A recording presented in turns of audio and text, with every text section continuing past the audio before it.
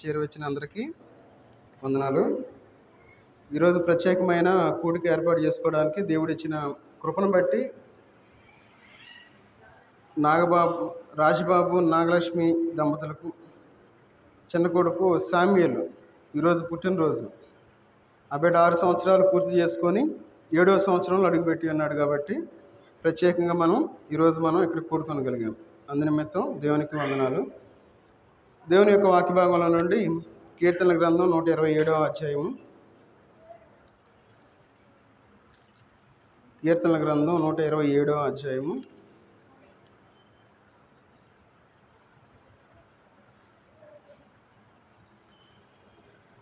మూడవ వచనం చదువుకుందాం. తీసినా చదవండి. కుమారులు యెహోవా ఇచ్చు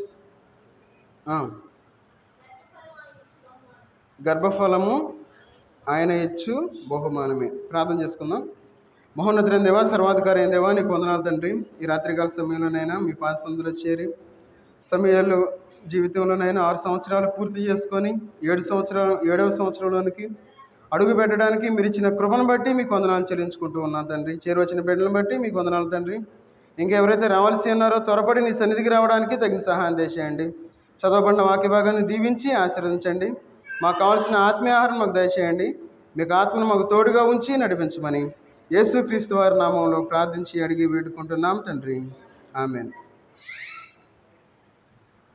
మనం చదువుకున్న వాక్య భాగంలో కుమారులు యెహోవా అనుగ్రహించు స్వాస్యము. మనందరం ప్రతి బర్త్డేకి ఖచ్చితంగా ఆ వాక్యం గుర్తు చేసుకుంటాం. కుమారులు యెహోవా అనుగ్రహించు స్వాస్యము. స్వాస్యం అంటే అది ఒక గిఫ్ట్. గర్భఫలము ఆయన ఇచ్చు బహుమానము. స్వాస్యము అనేది ఆస్తి. ఆస్తి అంటే ఒక తల్లిదండ్రులకి కుమారులు లేదన్నా కుమార్తెలు ఉంటే ఆ యొక్క ఆస్తిని పంచుతారు, అంటే స్వాస్యంగా వేస్తారు ఆ కుమారులకు కానీ కుమార్తెలకు కానీ. అయితే కుమారులు యెహోవా అనుగ్రహించు స్వాస్యము అంటే దేవుడు మనకిచ్చే ఆస్తి ఎవరంటే మగబిడ్డ, అంటే కుమారులని మనం అర్థం చేసుకోవాలి. అందుకే కుమారులు యెహోవా అనుగ్రహించి స్వాస్యం అని చెప్పి ఇక్కడ అంటా ఉన్నారు. అయితే చూడండి, యవన కాలమందు పుట్టిన కుమారులు బలవంతుని చేతిలోని బాణముల వంటి వారు. దేవుడు సమూయేలు తన జీవితంలో 6 సంవత్సరాలు పూర్తి చేసుకొని 7వ సంవత్సరం దయాకిరీటంగా ఇచ్చిందని బట్టి దేవునికి ఈరోజు కృతజ్ఞతాస్తుతులు చెల్లించడానికి దేవుని యొక్క సన్నిధిలో చేరుకుని ఉన్నాం. చూడండి, 65వ కీర్తన 11వ వచనం చదవండి. కీర్తనల గ్రంథం 65వ అధ్యాయము 11వ వచనం. సంవత్సరమును దయాకిరీటమును ధరింపజేసి ఉన్నావు, నీ జాడలు సారము వెదజల్లుచున్నవి. సంవత్సరమును నీ దయాకిరీటమును ధరింపజేసి ఉన్నావు.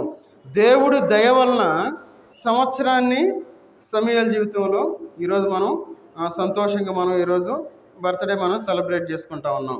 అయితే మన జీవితంలో మన బిడ్డలకి ఏమని బోధించాలి?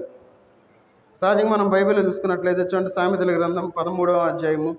సామెతల గ్రంథం 13వ అధ్యాయము 1వ వచనం చదవండి. సామెతలు 13:1.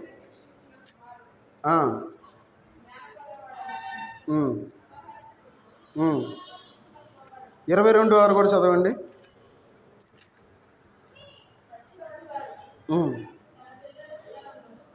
22 సామెతల గ్రంథం 22వ అధ్యాయం 6వ వచనం. బాలుడు నడవలసిన త్రోవను వానికి నేర్పుము, వాడు పెద్దవాడైనప్పుడు దాని నుండి తొలగిపోడు.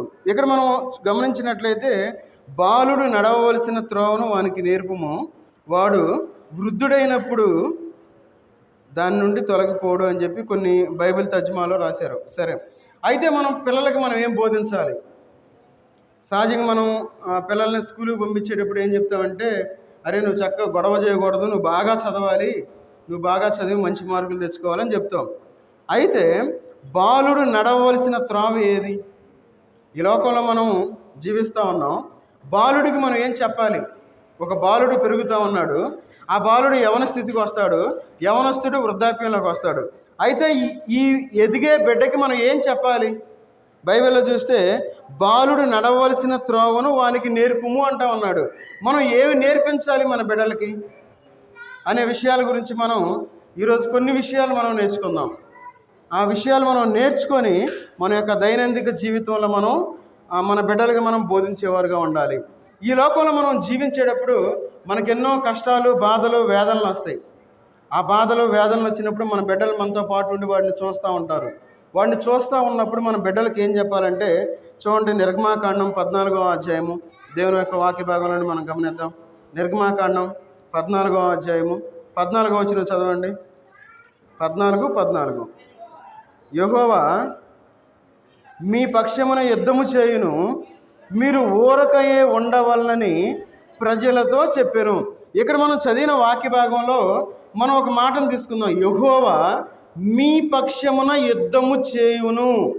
మన దేవుడు ఎలాంటి దేవుడు అంటే యుద్ధం చేసే దేవుడు. మన ఇంట్లో కష్టం వచ్చినప్పుడు మన బిడ్డలకు ఏం చెప్పాలంటే, మన దేవుడు మనతో పాటు ఉండి యుద్ధం చేస్తాడు. ఈ సమస్యలో, ఈ బాధలో మనతో పాటు దేవుడు ఉండి యుద్ధం చేసే దేవుడిని మనం కలిగి ఉన్నాము అని చెప్పి మన బిడ్డలకు మనం బోధించేవారుగా ఉండాలి. అందుకే వాళ్ళు తొలగిపోరు. సహజంగా ఈ లోకంలో మనం ఏం చేస్తామంటే, దేవుని యొక్క వాక్యం తప్ప మిగతా అన్నీ చెప్తాం. అరే నువ్వు బాగా చదవాలి, ఇంజనీరింగ్ చదవాలి, నువ్వు ఎంటెక్ చదవాలి, బీటెక్ చదవాలి, ఇంకా బాగా చదవాలి, చదివి మంచి ఉద్యోగం రావాలని చెప్తాం. కానీ ఈ లోకంలో మనం శ్రమలను అనుభవించాలి అంటే, ఈ లోకంలో మనం జీవించేటప్పుడు మనం ఎట్లా ఎదగాలో మనం బిడ్డలకు చెప్పలేని స్థితిలో మనం జీవిస్తూ ఉన్నాం. అయితే దేవుని యొక్క వాక్య భాగాలు అంటా ఉన్నారు ఏమనంటే, యెహోవా మీ పక్షమున యుద్ధము చేయును. మన దేవుడు మన పక్షాన మనతో ఉండి యుద్ధం చేసే దేవుడు, మన బిడ్డలతో ఉండి యుద్ధం చేసే దేవుడుగా ఉన్నాడు మన దేవుడు. మన బిడ్డలకి ఆ మాట మనం చెప్పాలి.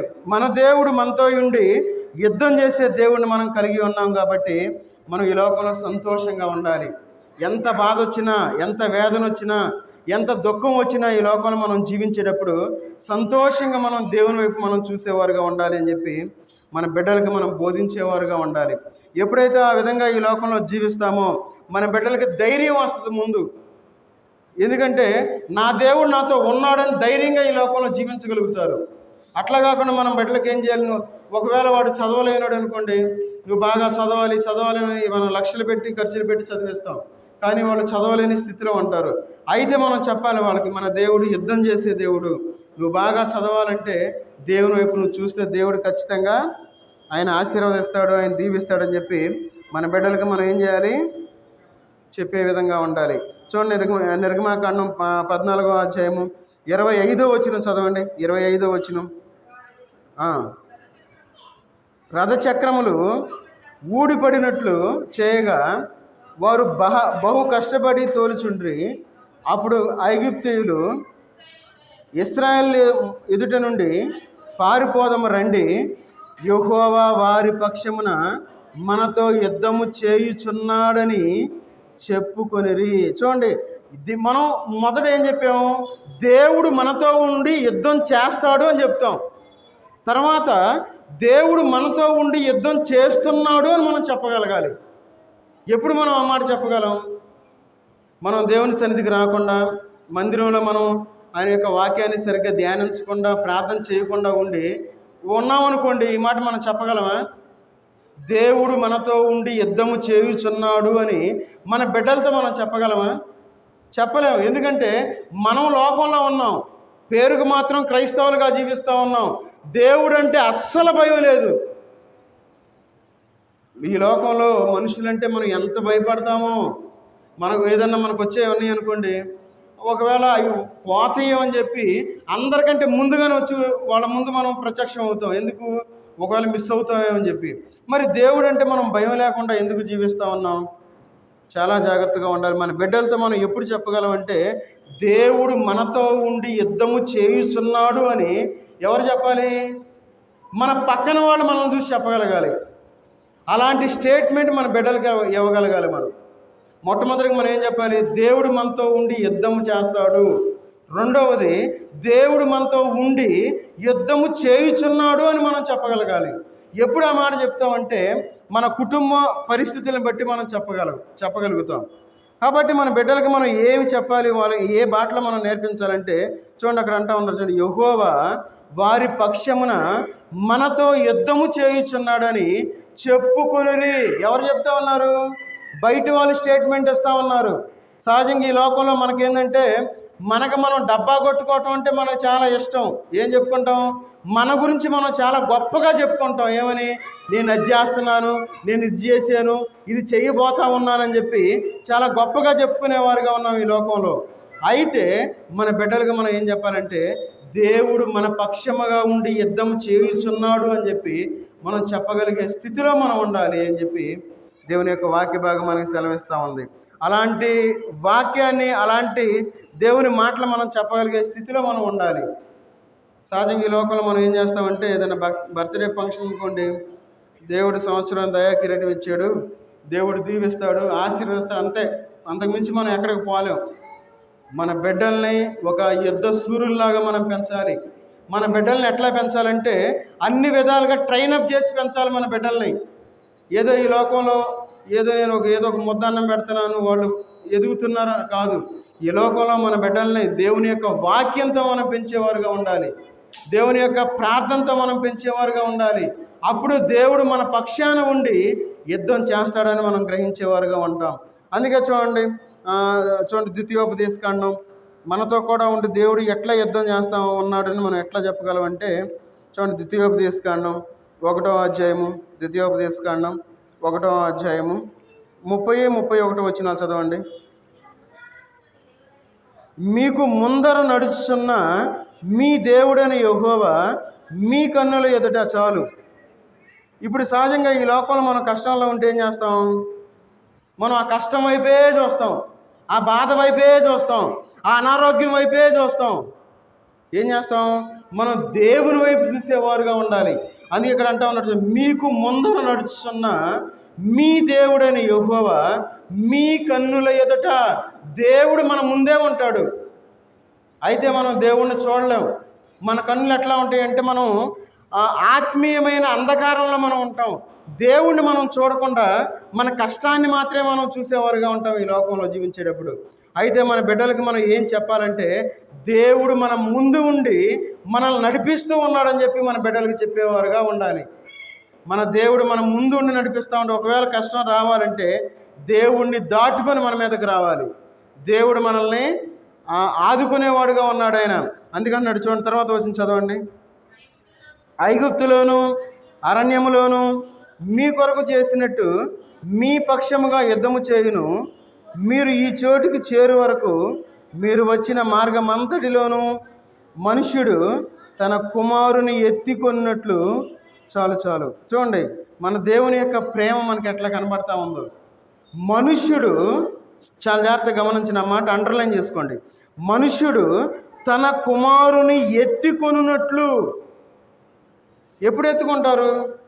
ఒకవేళ మన బిడ్డ వెళ్తా ఉన్నాడు, నడుస్తూ ఉన్నాడు, కాలుకి ఏదైనా దెబ్బ తగిలింది అనుకోండి, ఏం చేస్తాం? మనం ఎమ్మడినే వాడిని ఎత్తుకుంటాం. ఏది చిన్న బిడ్డలైతే మనం ఎత్తుకోగలుగుతాం. ఒకవేళ పెద్దవాళ్ళైతే ఏం చేస్తాం? భుజాల మీద చేతులు వేసి మనం నడిపించగలుగుతాం. ఎందుకు? వాళ్ళు బాధలో ఉన్నారని. అయితే మన బిడ్డలకి మనం ఏం చెప్పాలంటే, మనల్ని ఎత్తుకునే దేవుణ్ణి మనం కలిగి ఉన్నాము అని చెప్పి మన బిడ్డలకి మనం బోధించేవారుగా ఉండాలి. ఏం చెప్పాలి? మనల్ని ఎత్తుకునే దేవుణ్ణి మనం కలిగి ఉన్నాము అని మన బిడ్డలకి మనం చెప్పేవారుగా ఉండాలి ఈ లోకంలో. ఎప్పుడైనా మన బిడ్డలకు ఆ విధంగా చెప్పామా? చూడండి అక్కడ, మనుష్యుడు తన కుమారుని ఎత్తుకున్నట్లు మీ దేవుడైన యెహోవా మిమ్మును ఎత్తుకొని వచ్చిన సంగతి మీరు ఎరుగుదురు. చూడండి, ఆయన మనల్ని ఎత్తుకునే దేవుడు. ఆయన ఒక వయసు వచ్చిన తర్వాత మన బిడ్డలను మనం ఎత్తుకోలేము. ఏం చేస్తాం? ఎంత ఎత్తెదిగేవని చెప్పి మనం అంటాం, ఎత్తుకోలేము, అది బరువు మనకి. అయితే దేవుడు మనల్ని ఎత్తుకునే దేవుడిని మనం కలిగి ఉన్నాం. ఎందుకంటే మన దేవుడు మన ముందుండి నడిపించే దేవుడుగా ఉన్నాడు. ఒకవేళ మనం ఏదన్నా బాధతో మనం కుప్పకూలిపోతే, ఒకవేళ మనం వేదనలో ఉంటే, దేవుడు మనల్ని ఎత్తుకొని నడిపించే దేవుడుగా ఉన్నాడు ఆయన. దేవుడు మనల్ని చూస్తూ ఉన్నాడు, ఏందా ఈ బిడ్డ ఎట్లా అయిపోయాడే, ఏందా ఈ బాధలో ఉన్నాడని చెప్పి. దేవుడు ఎప్పుడు మనల్ని వదిలిపెట్టే దేవుడు మన దేవుడు కాదు. మన జీవితంలో మనల్ని ఎత్తుకొని నడిపించే దేవుడిని మనం కలిగి ఉన్నామని చెప్పి మన బిడ్డలకు మనం బోధించేవారుగా ఉండాలి. ఆ విధంగా మనం ఎప్పుడైతే చెప్తామో వాళ్ళు ఖచ్చితంగా వాళ్ళు దేవుని సన్నిధిలో ఉండగలుగుతారు. మనం ఏం చేస్తామంటే, అరే మందిరానికి రారా అని చెప్తాం, ఒక్క మాట చెప్తాం, అరే బాప్తీసం తీసుకోవాలి, బాప్తీసం తీసుకుంటే దేవుడు మనం రక్షిస్తాడు, అయ్యే ఆ 2 మాటలు చెప్పేది. మరి దేవుని గురించి మనం ఏం చెప్పగలుగుతా ఉన్నాం మన బిడ్డలకి? అయ్యా మన దేవుడు మనం ముందుండి నడిపించే దేవుడుగా ఉన్నాడు ఆయన. మన దేవుడు మమ్మల్ని ఎత్తుకొని నడిపించే దేవుడుగా ఉన్నాడు ఆయన. ఆయన మనల్ని హత్తుకునే దేవుడిగా ఉన్నాడని చెప్పి మన జీవితంలో మన బిడ్డలకు మనం బోధించేవారుగా ఉండాలి. మరి ఎప్పుడైనా మనం ఆ విధంగా బోధించాము మన బిడ్డలకి? ఎప్పుడైనా ఒకసారి మనం ఆలోచించుకుందాం. మనం ఏం చెబుతాం? అరే చదువు చదువు చదువు అని చెప్పి వాళ్ళు చదువంతా అయిపోయిన దాకా చెబుతాం. ఆ ఒక్క మాటే మనం చెప్పేది, నువ్వు బాగా చదవాలి చదవాలి చదవాలి అని చెప్పి వాళ్ళు ఏం చదువుతారో మనకు తెలియదు. దేవుని యొక్క మార్గం నుండి వాళ్ళు తొలగిపోతూ ఉన్నారు. మన జీవితంలో మనం చెప్పాలి, మనల్ని ఎత్తుకునే దేవుణ్ణి మనం కలిగి ఉన్నాము అని మన బిడ్డలకు మనం బోధించేవారుగా ఉండాలి. చూడండి, అక్కడ ద్వితీయోపదేశకాండంలోని 3వ అధ్యాయము 22వ వచనం చదవండి. 3:22. మీ దేవుడైన యెహోవా మీ పక్షముగా యుద్ధము చేయవాడు కనుక వారికి భయపడవద్దని ఆజ్ఞాపించి తిని. చాలు. తర్వాత ఈ లోకంలో మనకి ఏది సంభవించినా మనం భయపడకూడదని మన బిడ్డలకు చెప్పాలి. మన బిడ్డలు ఏంటంటే వణికిపోతారు. ఏదైనా సమస్య వచ్చిందనుకోండి, మనమే భయపడతాం. మరి మన బిడ్డలు ఎట్లా ఉంటారు? ఏదైనా బాధ కలిగినప్పుడు ఏం చేస్తాం? మనం ఎంత భయపడతామో, మనం దేవుని వైపు చూడం, ఎంత భయపడిపోయి అది ఇదని ఎంతగా ఇది చేస్తామో. అయితే మన బిడ్డలకి ఏమని చెప్పాలంటే, భయపడవద్దు, మన దేవుడు మన పక్షాన ఉండి యుద్ధం చేసేవాడు కనుక వారికి భయపడవద్దని ఆజ్ఞాపించి తిని. ఒక ఆజ్ఞ అది. ఎందుకు? దేవుడు మన పక్షాన ఉండి మనతో ఉండి మనల్ని ఎత్తుకొని తీసుకుని వెళ్ళే దేవుడు మనం కలిగి ఉన్నాం కాబట్టి, దేవుడు మనతో ఉన్నాడని మనం గ్రహించి మన బిడ్డలకి ఏం చెప్పాలి? అరే భయపడొద్దు, ఈ లోకంలో ఏమి సంభవించినా నువ్వు భయపడవద్దు. ఒకవేళ ఈ లోకంలో తినడానికి ఏమీ లేని స్థితికి వచ్చినా నువ్వు భయపడవద్దు అని చెప్పి మన బిడ్డలకు మనం బోధించేవారుగా ఉండాలి. ఎందుకంటే ధనవంతుడు లాజరు మనకు తెలుసు. లాజరు ఏ స్థితిలో ఉన్నాడు? ఒళ్ళంతా కురుపులు వచ్చేసినాయి. తర్వాత ఏమి తినడానికి లేని స్థితిలో ఉన్నాడు. ఎవరు? లాజరు. అయితే మనం దేవుణ్ణి నమ్ముకుంటే దేవుడు మనల్ని ఆశీర్వదిస్తాడు, కరెక్టే. కానీ లాజరు దేవుడిని నమ్ముకున్నాడుగా, మరి దేవుడు ఎందుకు ఆశీర్వదించలేకపోయాడు? దేవుడు అనుకుందాం కొంచెంసేపు. దేవుడు లాజరు దేవుణ్ణి నమ్ముకున్నాడు. మరి దేవుణ్ణి నమ్ముకుంటే మరి దేవుడు సహజంగా ఈ లోకంలో మనం అనుకునేది ఏంటంటే ఒక మంచి ఇల్లు కట్టుకుంటేనో, లేదంటే మంచి కారు కొనుక్కుంటేనో, లేదంటే మనం ఒక లగ్జరీ లైఫ్ కలిగి ఉంటే మనం దేవుడు మనల్ని ఆశీర్వదించాడు అంటాడు అనుకుంటాం కదా. కాదు, మన జీవితంలో ఎలాంటి స్థితి వచ్చినా మనం ధైర్యంగా నిలబడితే అది దేవుని యొక్క ఆశీర్వాదం అని మనం గ్రహించాలి. అందుకంటామని అక్కడ చూడండి, అక్కడ ఏమని? మీ దేవుడైన యెహోవా మీ పక్షముగా యుద్ధము చేయవాడు కనుక వారికి భయపడవద్దని ఆజ్ఞాపించితివి. మన జీవితంలో మన బిడ్డలకి ఏం చెప్పాలంటే, మీరు ఏ స్థితిలో ఉన్నా మీరు భయపడవద్దు. ఒకవేళ మీరు ఉద్యోగం లేని స్థితిలో ఉన్నా మీరు భయపడవద్దు. ఒకవేళ మీరు కష్టంలో ఉన్నా మీరు భయపడవద్దు. మీరు వేదనలో ఉన్నా మీరు భయపడవద్దు. ఎందుకంటే దేవుడు మనతో ఉన్నాడు, ఆయన యుద్ధం చేసేవాడు. ఆయన ఈ లోకంలో మనం ధైర్యంగా ఈ లోకంలో మనం జీవించాలి అని చెప్పి మన బిడ్డలకు మనం బోధించేవారుగా ఉండాలి. గుర్తుపెట్టుకోవాలి. చదువు వస్తే రాసుకోవాలని అదే అనేది, ఖచ్చితంగా మీరు నోట్ చేసుకోవాలని అని నేను చెప్పేది. ఎందుకంటే ఈ లోకంలో జ్ఞానం సహజంగా కాలేజీ పిల్లలు ఏం చేస్తారంటే రన్నింగ్ నోట్స్ రాసుకుంటారు వాళ్ళు. ఎందుకు? ఆ మాస్టర్ గారు చెప్పేది రన్నింగ్లు రాసుకొని వాళ్ళు చదువుకుంటారు. అట్లాగే దేవుని యొక్క వాక్యం చెప్పేటప్పుడు మనం నోట్ చేసుకోవాలి. దేవుడు మనతో ఆయన వాక్యం ద్వారా మనతో మాట్లాడతాడు. తర్వాత మనం చూసుకుంటాం, దేవుడు నాతో ఈ వాక్యం ద్వారా మాట్లాడాడు అని. మనం జస్ట్ ఊరినే వచ్చి కూర్చొని వెళ్తే ఎలాంటి ఉపయోగం లేదు. సరే, మన జీవితంలో మన బిడ్డలకి మనం ఏమని బోధించాలంటే, ఏ విషయానికి మీరు భయపడకూడదని చెప్పి మనం బోధించేవారుగా ఉండాలి. ఎప్పుడైనా మనం ఆ విధంగా చెప్పామో? మనం ఎప్పుడైనా దేవుని యొక్క వాక్యం తెలిసిన వారు ఖచ్చితంగా చెప్తారు ఈ మాట. దేవుని వాక్యం తెలియకుండా ఈ లోకంలో అవిశ్వాసులుగా ఎవరైతే జీవిస్తూ ఉంటారో, ఎవరైతే నామకార్థంగా జీవిస్తూ ఉంటారో, ఇప్పుడు చెప్పుకున్న విషయాలు ఏది చెప్పరు వాళ్ళు.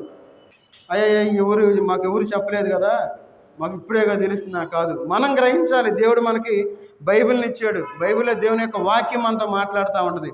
చూడండి, 20వ ద్వితీయోపదేశకాండంలోనే 20వ అధ్యాయము, ద్వితీయోపదేశకాండం 20వ అధ్యాయము 3-4 వచనాలు చదవండి. 20వ అధ్యాయం 3-4 వచనాలు.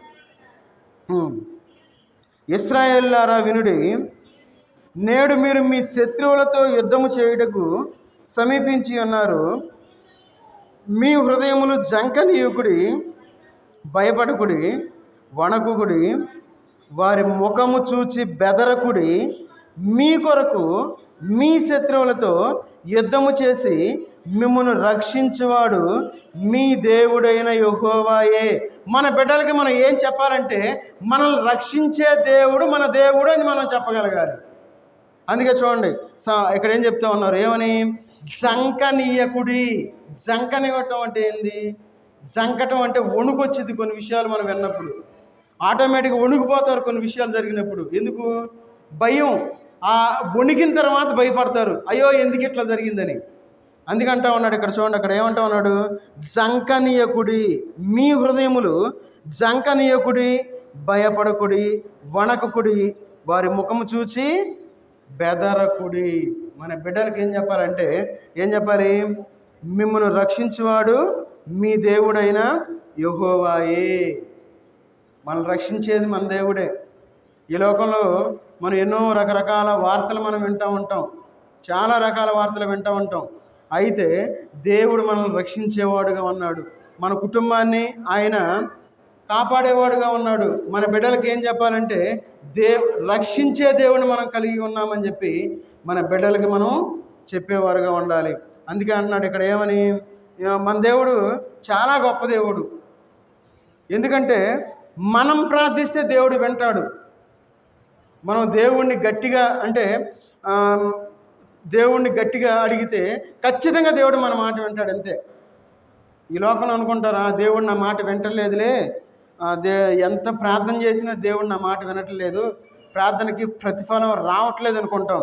అయితే దేవుడు మనకి ఒక విషయాన్ని గుర్తు చేస్తూ ఉన్నాడు. చూడండి, యెహోషువ గ్రంథం అక్కడ చూస్తే మనకి బైబిల్లో చరిత్రలో శాస్త్రవేత్తలందరికీ ఒక రోజు మిస్ అయ్యింది. వాళ్ళందరికీ తెలియలే ఏమైందంటే ఒకరోజు మిస్ అయిందని. ప్రపంచం శాస్త్రవేత్తలు అనుకున్నారు ఏమనంటే, ఒకరోజు ఎట్లా మిస్ అయింది అనుకున్నారు. చూడండి, యెహోషువ గ్రంథం 10వ అధ్యాయము 12వ వచనం చదవండి.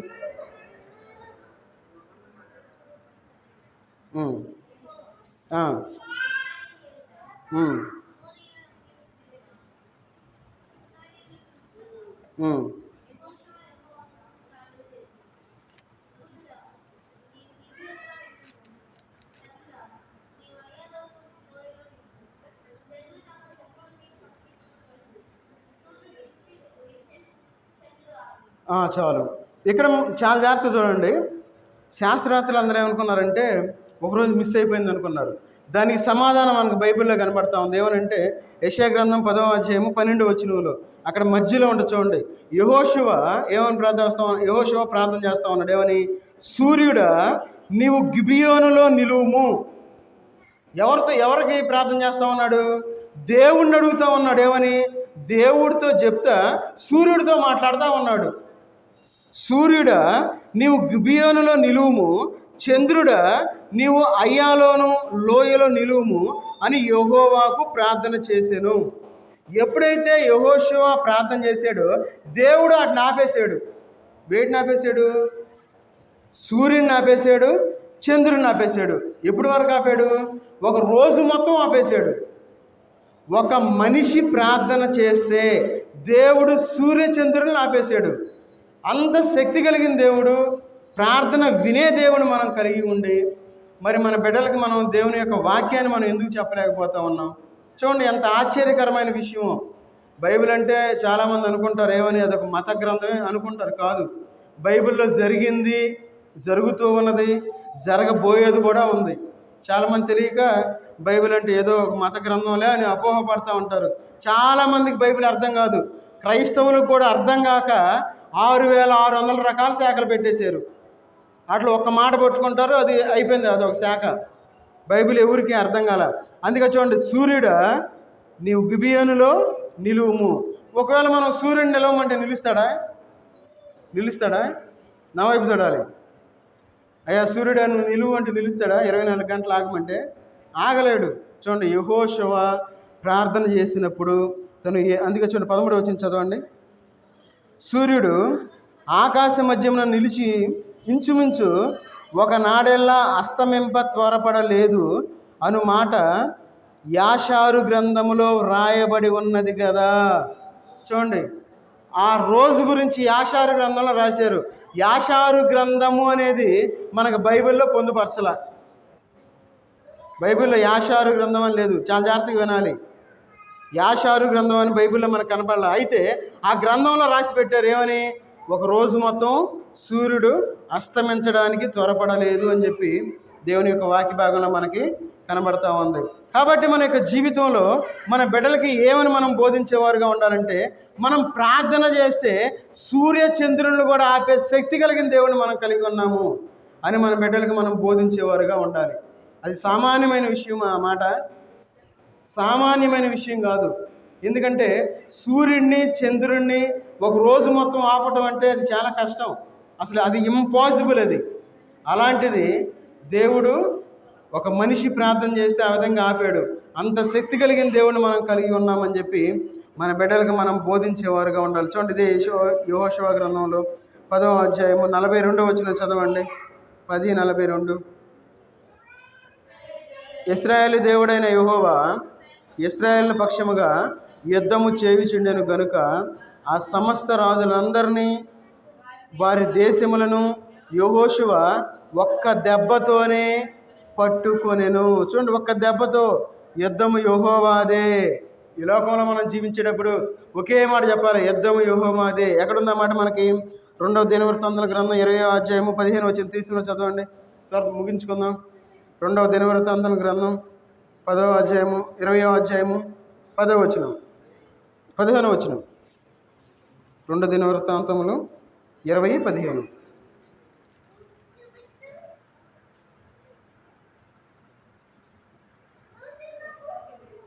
20వ అధ్యాయము 15వ వచనం. యోధావారులారా, యెరూషలేము కాపురస్తులారా, యెహోషాపాతు రాజా, మీరందరూ ఆలకించుడి. యెహోవా సెలవిచ్చినదేమనగా, ఈ గొప్ప సైన్యమునకు మీరు భయపడి జడియకుడి. ఈ యుద్ధము మీరు కాదు, దేవుడే జరిగించును. అంటే యుద్ధము యెహోవాదే. ఈ లోకంలో మనం జీవించేటప్పుడు మన బిడ్డలకి ఏం చెప్పాలి? యుద్ధము యెహోవాదే అని మనం చెప్పేవారుగా ఉండాలి. ఎప్పుడైతే మనం ఈ విషయాలు మన బిడ్డలకు మనం బోధిస్తామో వారి జీవితంలో వాళ్ళు ఎప్పటికీ తప్పిపోరు, ఎప్పుడూ తప్పిపోరు. వారు ఎప్పుడు దేవుని యొక్క మార్గాన్ని విడిచిపెట్టి లోకంలోకి వెళ్ళిపోరు. మనం ఏం చేస్తామంటే పనికొచ్చే విషయాలు మనం మన బిడ్డలకు చెప్పం, పనికిరాని విషయాలన్నీ చెప్తాం. ఏమని? అది చేయండి రబ్బాయి, ఇది చేయండి, అది చేయండి, ఇది చేయండి, మీరు అది చదవండి. చదువు అనేది పనికిరాని విషయం అని కాదు, కానీ కావాలి. మనకి చాలా ముఖ్యమైనది దేవుని యొక్క రక్షణ మనకు కావాలి. మన బిడ్డలు రక్షించబడాలి, మన కుటుంబం రక్షించబడాలి. మన కుటుంబంతో కలిసి మనం దేవుని యొక్క సన్నిధిలో మనం ఉండాలి. కాబట్టి ఈ లోకంలో మనం జీవించేటప్పుడు మన బిడ్డలకి ఇన్ని విషయాలు మనం చెప్పాలి. ఎందుకంటే దేవుడు ఈ విషయాలను మనం రాపించి, చాలామంది అంటారు పాత నిబంధన ఎందుకు అనవసరం అంటారు చాలామంది. కొంతమంది చదవడానికి కూడా ఇష్టపడరు. కొంతమంది అపోస్తుల కార్యాలు ఉండే చదవాలి, అది మొత్తం మనకు అవసరం లేదని చెప్పేవాళ్ళు కూడా ఉన్నారు. అయితే ఈ విషయాలు మనం ఎందుకు తీసుకున్నామంటే మన దేవుని గొప్పతనం మనం తెలుసుకోవడానికి మనం తీసుకున్నాం. మన బిడ్డలకి ఏది బోధించాలో అది మనం తెలుసుకోవడానికి ఈ విషయాలు మనం తీసుకున్నాం. మనం కూడా అందరిలానే దేవుడు సంవత్సరం దయాకిరీటాన్ని ఇచ్చాడు అని చెప్పి మనం చెప్పుకోవచ్చు. 127వ కీర్తన 128వ కీర్తన చదివేసి ఆమేన్ అనుకోవచ్చు. ఏం చెప్పాలి? మనం ఏమి నేర్చుకోవాలి? ముందు మనం నేర్చుకుంటే మన బిడ్డలకు చెప్తాం. మనం వినేదే మన సరికి లేదు. అలాంటప్పుడు మన బిడ్డలకి ఏం చెప్తాం? చాలా జాగ్రత్తగా ఉండాలి. ఈ లోకంలో మనం జీవించేటప్పుడు ముందు మనం ఈ విషయాలు నేర్చుకొని మన బిడ్డలకు మనం ఎప్పుడైతే చెప్తామో వారు ఖచ్చితంగా దేవుని యొక్క మార్గంలో ఉంటారని మనం గ్రహించాలి. అందుకే చూడండి, చివరిగా 2వ దినవృత్తాంతాల గ్రంథంలో 20వ అధ్యాయము 20-21 వచనాలు చదవండి. చివరిగా ఒక్క వచనం చదువుకొని ముగించుకుందాం. తెకోవ అరణ్యమునకు పోయిరి. వారు పోవుచుండగా యెహోషాపాతు నిలవబడి, యూదా వారలారా, యెరూషలేము కాపురస్తులారా, నా మాట వినుడి, మీ దేవుడైన యెహోవాను నమ్ముకునుడి, అప్పుడు మీరు స్థిరపరచబడుదురు. ఆయన ప్రవర్తనలను నమ్ముకునుడి, అప్పుడు మీరు కృతజ్ఞులగుదురని చెప్పాను. ఆ, ఆ, ఉమ్, ఆ. గాయకులను ఏర్పరిచిరి, ధరించి సైన్యం ముందర నడుచు యెహోవా కృప నిరంతరముండును, ఆయన స్తుతించుడి అని స్తోత్రము చేయుటకు వారిని నియమించెను. చాలు. చూడండి, ఈ లోకంలో మన బిడ్డలకి ఏం చెప్పాలంటే, చివరిగా మన బిడ్డలకి ఏం చెప్పాలి చెప్పండి, మీరు చెప్పండి. మనం చదువుకున్నాగా, ఏం చెప్పాలి? త్వరగా చెప్పాలి. మీ దేవుడైన యెహోవాను నమ్ముకునుడి, మీరు స్థిరపరచబడుదురు. స్థిరపరచబడటం అంటే, అరే లైఫ్లో సెటిల్ అవ్వాలంటే ఏం చేయాలి? బీటెక్ చదవాలి. లైఫ్లో సెటిల్ అవ్వాలంటే ఏం చదవాలి? మనం ఎంటెక్ చదవాలి. లైఫ్లో సెటిల్ అవ్వాలంటే ఏం చేయాలి? డాక్టర్ చదవాలి. లైఫ్లో సెటిల్ అవ్వాలంటే మనం ఏం చేయాలి? కలెక్టర్ అవ్వాలి. అది కాదు మనం బిడ్డలకు చెప్పాల్సింది. దేవుణ్ణి మనం నమ్ముకుంటే దేవుడు మనల్ని స్థిరపరుస్తాడని మనం చెప్పేవారుగా ఉండాలి. అందుకంటున్నాడు, చాలా స్పష్టంగా, చాలా క్లియర్గా చెప్తా ఉన్నాడు. ఏమని? మీ దేవుడని యెహోవాను నమ్ముకునుడి, అప్పుడు మీరు స్థిరపరచబడుదురు. తర్వాత ఏమంటా ఉన్నాడు? చదవండి. ఆయన ప్రవర్తనను నమ్ముకునుడి, అప్పుడు మీరు కృతజ్ఞతార్గులు అగుదురని చెప్పాను. అంటే దేవుని సేవకుల్ని మనం వినాలి, వాళ్ళు చెప్పే మాటలు మనం వినాలి. దేవుని సేవకులు మనం తక్కువ అంచనా వేయకూడదు. వాళ్ళు ఏమనకూడదు, వాళ్ళు ఎలాంటి వాళ్ళైనా సరే మనం ఒక మాట కూడా అనకూడదు. జస్ట్ మనం చూసి మంచివాళ్ళు కాబట్టి సైలెంట్ అయిపోవటమే, దూరంగా వచ్చేయటమే, కానీ దేవుని సేవకులు మనం అంటాకి లేదు. కాబట్టి మన యొక్క జీవితంలో మనం దేవుణ్ణి నమ్ముకుంటే మనం స్థిరపరచబడతాం. మన బిడ్డలకు ఏం చెప్పాలి? అరే నువ్వు చదువుకుంటే స్థిరపరచబడతావు అని చెప్పిన వాళ్ళు స్థిరపరచబడరు. వాళ్ళు సరిగ్గా చదువుకోరు. ఎప్పుడైతే నువ్వు దేవుని నమ్ముకుంటావో, దేవుని యొక్క మార్గంలో ఉంటావో, అప్పుడు నువ్వు స్థిరపరచబడతావని మన బిడ్డలకి ఎప్పుడైతే చెప్తామో ఖచ్చితంగా వాళ్ళు స్థిరపరచబడతారు. ఈ లోకంలోకి వాళ్ళు వెళ్ళిపోరు. వాళ్ళు ఈ లోకంలో ఏ త్రాగుడికో వ్యసనాలకో వాళ్ళు బానిసలు అవ్వరు, ఏ డ్రగ్స్ జోలికో వాళ్ళు వెళ్ళరు. కాబట్టి మనం జీవించేటప్పుడు ఈ విషయాలు మన బిడ్డలకు మనం బోధించేవారుగా ఉండాలి. కాబట్టి ఈ రాత్రికాల సమయంలో మనం గుర్తుపెట్టుకోవాలి ఇవన్నీ. నా బిడ్డలకు నేనేం చెప్పాలి? దేవుని యొక్క మార్గంలో నడవాలంటే నా బిడ్డలకి నేనేం చెప్పాలని చెప్పి మనం అనుకొని ఈ విషయాలు మనం బోధించేవారుగా ఉండాలి. ఏమని? దేవుడు మనతో యుద్ధం చేస్తాడు, దేవుడు మనతో ఉండి యుద్ధం చేస్తూనే ఉంటాడు. ఆయన మన ముందు నడిచే దేవుని మనం కలిగి ఉన్నాం, ఆయన మనం ఎత్తుకునే దేవుని మనం కలిగి ఉన్నాం. మనం జరగకూడదు, మనం బెదరకూడదు, మనం వణకకూడదు అని మనం బిడ్డలకు మనం చెప్పేవారు. మనం భయపడకూడదు ఏ విషయం వచ్చినా. ఈ లోకంలో మనం సెటిల్ అవ్వాలంటే మనం ఖచ్చితంగా మనం దేవుణ్ణి నమ్ముకోవాలని చెప్పి మనం మన బిడ్డలకు మనం బోధించేవారుగా ఉండాలి. ఎప్పుడైతే ఆ విధంగా ఈ లోకంలో మనం జీవిస్తామో ఖచ్చితంగా దేవుడు మన బిడ్డలను ఆశీర్వదిస్తాడు. అదేవిధంగా సమూయేలు తన యొక్క జీవితంలో ఉండాలని చెప్పి నేను కోరుకుంటా ఉన్నాను. ఎందుకంటే మంచి పేరు సమూయేలు, ఎందుకంటే దేవుని యొక్క స్వరాన్ని విన్నాడు. సమూయేలు చాలా చిన్న వయసులో దేవుడు డైరెక్ట్గా సమూయేలు అని చెప్పి పిలిచాడు బైబిల్లో మనం చూస్తే. అదే అంత మంచి పేరు పెట్టుకున్నాడు. కాబట్టి సమూయేలు జీవితంలో కూడా ఏ స్థితికి, ఎలాంటి పరిస్థితుల్లో కూడా భయపడకుండా తను దేవునిలో ఎదిగి స్థిరపడేవాడుగా ఉండాలని కోరుకుంటూ నేను ముగిస్తా ఉన్నాను. అందరు కళ్ళు మూసుకుంటే ప్రార్థన చేసుకుని మనం ముగించుకుందాం. మహోన్నతుడైన దేవా, సర్వాధికారి అయిన దేవా, నీకు వందనాలు తండ్రి. ఈ రాత్రికాల సమయంలోనైనా సమూయేలు జీవితంలో 6 సంవత్సరాలు మీరు కాచి కాపాడి 7వ సంవత్సరంలో ప్రవేశపెట్టిన విధానాన్ని బట్టి మీకు వందనాలు చెల్లించుకుంటూ ఉన్నా తండ్రి. అవునైనా సమూయేలు ఏ విధంగా అయితే మీ యొక్క సన్నిధిలో ఉండి ఎదుగుచూ ఉన్నాడు, అదే విధంగానైనా ఈ బిడ్డ తన యొక్క జీవితంలోనైనా మీ యొక్క మార్గంలో నడుచుకున్నైనా మీ అందు నుండి ఎదిగే బిడ్డగా ఉండడానికి తగిన సహాయం దయచేయండి. మంచి జ్ఞానంతో నింపమని అడుగుతున్నాను తండ్రి. అదేవిధంగా నాగలక్ష్మి మీరు జ్ఞాపకం చేసుకోండి, ఆ కుటుంబాన్ని మీరు జ్ఞాపకం చేసుకోండి, బిడ్డలను మీరు జ్ఞాపకం చేసుకోండి తండ్రి. చేసే పనిలో మీరు తోడుగా ఉండండి తండ్రి. అయ్యా ముఖ్యంగా బిడ్డలందరినైనా మీకు జ్ఞానంలో ఎదిగేవారుగా ఉండడానికి, ఫలించేవారుగా ఉండడానికి తగిన సహాయం తెచ్చింది తండ్రి. ఇంకా ఇక్కడ చేరి ఉన్న ప్రతి కుటుంబాన్ని మీరు జ్ఞాపకం చేసుకుని తండ్రి. ఎవరు ఏ ఆకారంలో ఉన్నారో, ఏ అవసరంలో ఉన్నారో ప్రతి అవసరాన్ని తీర్చమని అడుగుతున్నాను తండ్రి. ఇంకా ఏ చింత కలిగి ఉన్నారు నాయన, ఏ భయంతో జీవిస్తూ ఉన్నారు తండ్రి. ఈ లోకంలోనైనా ఏ విధంగా జీవించాలని చెప్పి భయపడుతూ జీవిస్తూ ఉన్నారు ఆ బిడ్డలు మీరు జ్ఞాపకం చేసుకుని తండ్రి. అయ్యా ధైర్యంగా ఈ లోకంలో జీవించడానికి తగిన సహాయం తెచ్చింది తండ్రి. అవునని యెహోషువ నాయన ప్రార్థన చేసినప్పుడు ఒక దినం మొత్తంనైనా సూర్యుడు అస్తమించకుండా ఉన్నాడు తండ్రి. అదేవిధంగా మా యొక్క జీవితంలో అలాంటి ప్రార్థన శక్తి కలిగిన వారుగా ఉండడానికి తగిన సహాయం తెచ్చమని అడుగుతున్నాను తండ్రి. అవునైనా మా యొక్క బిడ్డలకు నాయన మీ యొక్క వాక్యాన్ని బోధించి వారు భయపడకుండా ఈ లోకంలో జీవించలాగానే తగిన సహాయం చేసింది తండ్రి. అయ్యా ప్రతి ఒక్క తల్లిదండ్రులనైనా వారి బిడ్డలకి ఈ విషయాలు బోధించినైనా వారి యొక్క జీవితంలో ఎదిగే స్థితికి రావడానికి తగిన సహాయం చేసింది తండ్రి. ఎవరు కూడా ఈ లోకం వైపు చూడకుండా నేను మీ వైపు చూస్తూ ఈ లోకంలో జీవించేవారుగా ఉండడానికి తగిన సహాయం చేసింది తండ్రి. ఇప్పటివరకునైనా మీరు మాతో ఉండి మాతో మాట్లాడిన విధానాన్ని బట్టి మీకు వందనాలు చెల్లించుకుంటూ యేసుక్రీస్తు వారి నామంలో ప్రార్థించి అడిగి పెట్టుకుంటున్నాం తండ్రి. ఆమేన్.